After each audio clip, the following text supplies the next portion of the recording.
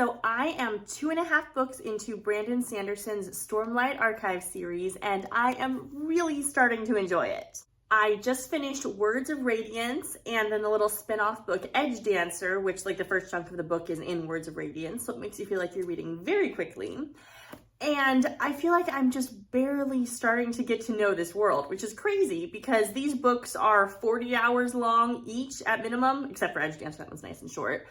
But it's so much time I've spent in this world and I'm just barely starting to feel like I live there. I finally know the titles of some of the books, so I still get those mixed up and tend to say the wrong one when I'm talking about them.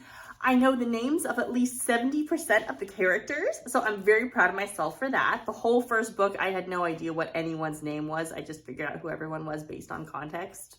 But that's kind of usual for me. I am terrible with names, both in books and in real life.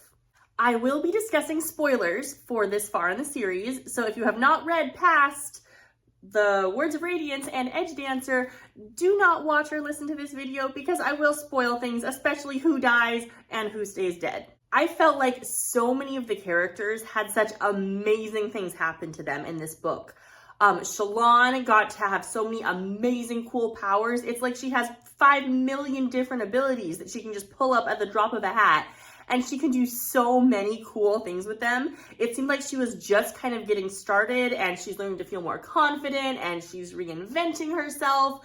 It was so cool to watch her kind of become a spy and she's doing all these different things. She's not quite sure who she is, but she's just kind of experimenting and being all the things until she figures out what she wants to do. Kaladin, he annoyed me sometimes during this book. They made it so obvious what he should have done. He should not have plotted to murder people. He's based on honor and doing the right thing, so he shouldn't try to murder people. And it went on for way too long with him not knowing what to do and then making Syl disappear. And that part made it hard for me to get through this book. But when he wasn't being stupid, I liked watching him. I liked the end of it. He did really well at the end, so we'll just forget about the middle bits.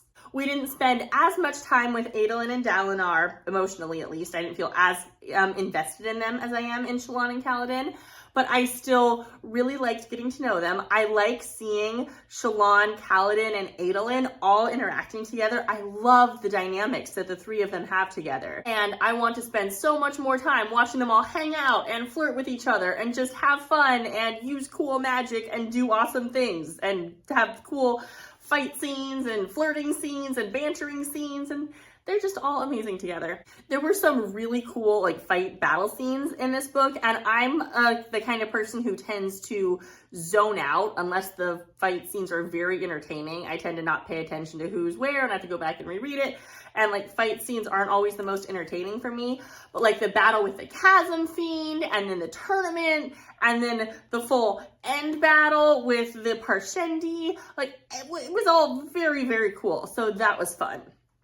I will say though, this is the book where I decided that no one in this universe is ever going to stay dead. I kept thinking, oh, this character is dead and I'll miss them and I'll mourn them. And then they just come right back. Syl was the one I was most iffy on because they just kept saying, oh, she's gone.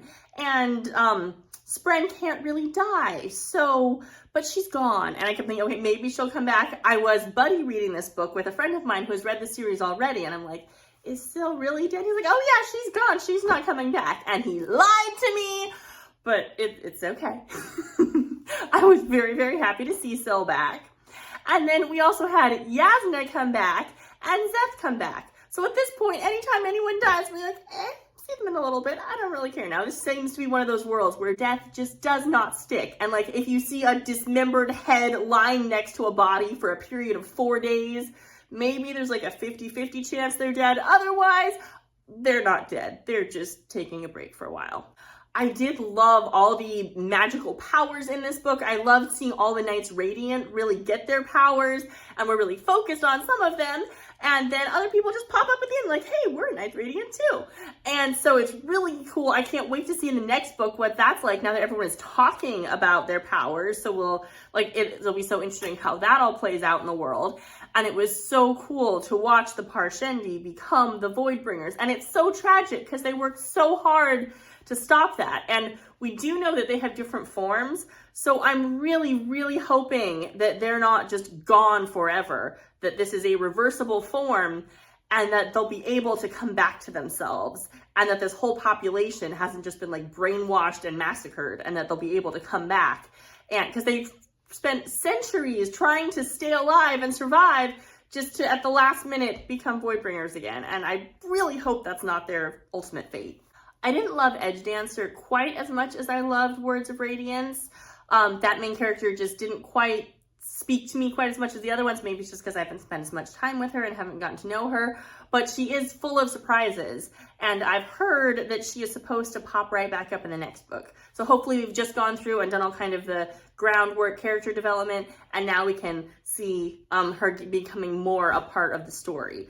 And so I am excited to read the next book. I am loving this series, and it feels like we're just barely starting to figure out how the world works and what is actually happening and what anyone is actually even fighting for.